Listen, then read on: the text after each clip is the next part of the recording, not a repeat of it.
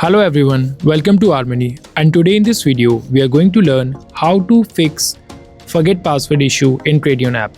So first of all, open the RMoney Tradion app. Enter your client ID.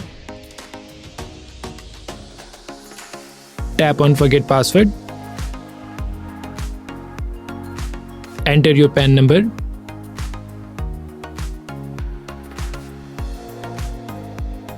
And tap on verify. Now you will receive an OTP on your registered mobile number.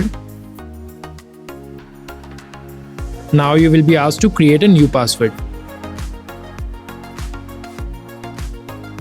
Re-enter to confirm the new password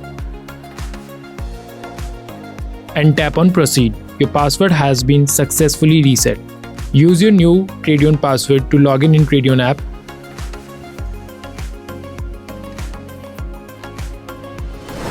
Thank you for watching. If you have any doubt, please comment down below.